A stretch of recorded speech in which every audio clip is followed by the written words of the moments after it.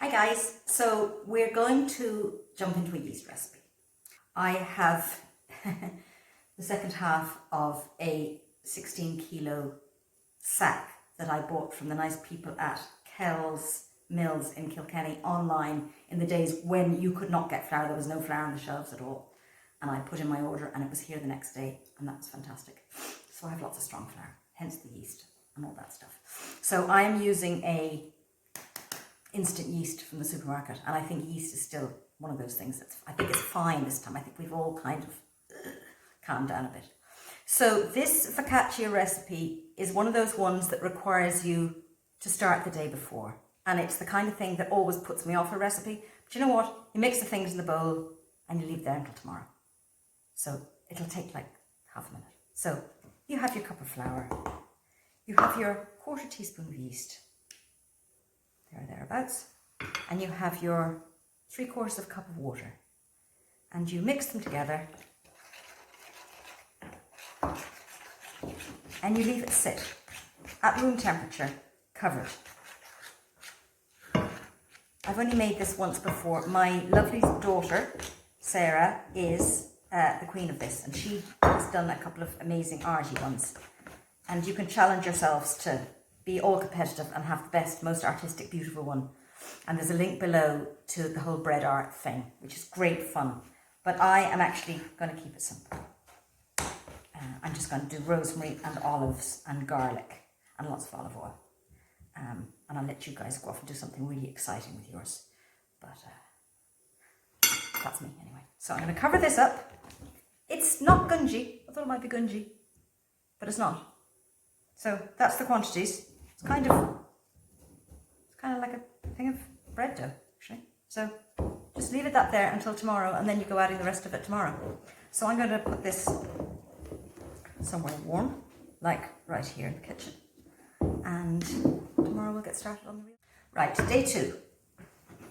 I have my warm water here with the yeast dissolved in it, as per the recipe, in a large bowl. And to it, I'm going to add yesterday's mixture, which is now a gorgeous, bubbly, gungy, sticky, stretchy mixture. So this mixture goes into the warm water and the yeast, and you mix it up with your hands, and I think it's going to be a kind of a squidgy mess because you want to incorporate them. So I think this is a hands. This is definitely a job for hands. I don't think there's any place for implements here. So you're just going to want to squish it between your fingers.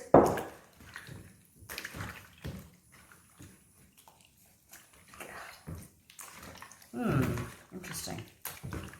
Okay.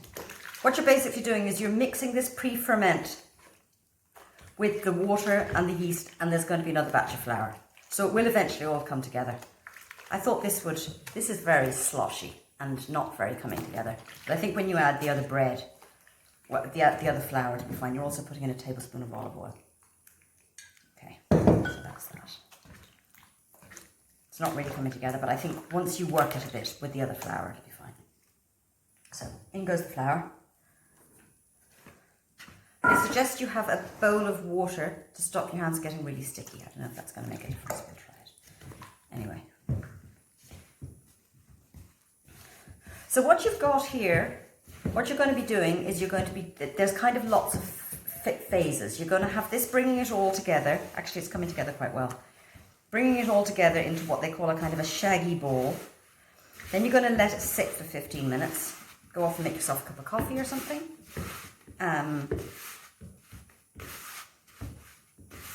So it's coming together very nicely. So it's going to rest for 15 minutes, and then you're going to do a kind of a knead in the bowl. It's not like a really heavy duty knead like you do with some breads, but you're going to kind of knead it in the bowl. And you're going to have 3 sets of kneading. This isn't one of them, this is just getting it together. So, get all the gunk off your fingers. You're going to cover it. I'm going to put mine in a plastic bag that I can seal up. And I'm going to put it in the airing cupboard, hot press, call it what you like, for 15 minutes, and then I'll be back. Okay, so it's had its first 15 minutes. A few bubbles on the surface. It doesn't look terribly different than it did to begin with. So I'm going to wet my hands, like it says. Might help stop them getting too sticky. And it's basically, it's a stretch and fold motion is what it says. So, oh, it's nice and stretchy. Stretch and fold, and then turn.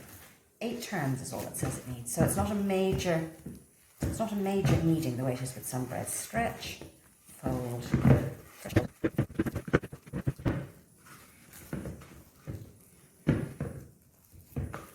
It's getting nice and elasticy already.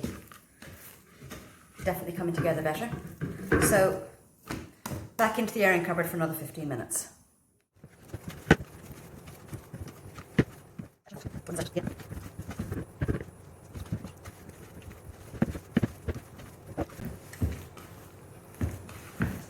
And the recipe says after the final stretch and fold, knead, whatever you want to call it, it should move together as one uniform ball. Anyway, there you go, uniform ball, more or less. Now what you do is you put it in the airing cupboard for 1 to 2 hours, depending on how warm the plate is, until it about doubles in size. So my focaccia has been proving for about 1 hour and a quarter, and it's lovely and huge and springy and gorgeous. Look at this, delicious. So I'm going to put it out onto the counter. It's really stretchy. Now there's loads of air in there, and you don't want to lose that. You're not going to be giving it another kneading. This is what's going to make the bubbles in it. So I'm just going to shape it. So what the recipe says is an oblong, 12 to 18 inches. 12 by 18 inches, which is kind of huge. The pan I have is 12 by 15, which I think is loads big enough. God, I feel like we're going to be eating bread forever. I'm going to freeze a lot of this. Now what it says here is you're just stretching it and kind of dimpling it like that. Now the recipe also says, which I think is probably worth taking note of, if it keeps springing back, don't kind of battle with it, don't manhandle it, and definitely don't take a rolling pin to it, because then you're going to knock out all that lovely air. So you're really just stretching and dimpling. Any of you like me who are into cats, they use the comparison in the recipe with like the way a cat sort of kneads. And they jump up on you and start kind of like this. So we're stretching it.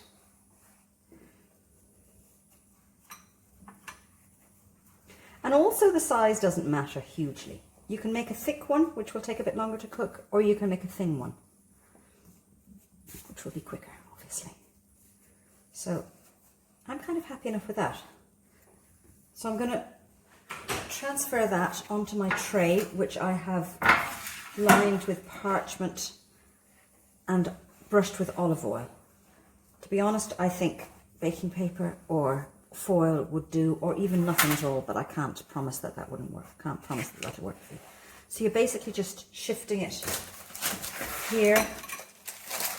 Now this is the point at which, if you're feeling artistic and competitive, you can seriously go to town on this. But I'm not going to. I'm going to just make it tasty. Stretching it out. It is bouncing back a bit. You could say I'm fighting with it, which I'm not supposed to, but I think it's fine. So at this stage, I'm going to drizzle it with some olive oil, which I have actually infused with garlic and rosemary because I thought it would be nice. So you're giving it a good old... I'll take off those big lumps. This is going to be really yummy. And I'm hoping, and I think it will, I think it'll freeze pretty well. If you had a bunch of people in your house, like in the olden days, this would be lovely for a dinner thing. But look at it. Anyway, so there's my stuff. There's my oil. And I have, ready to go,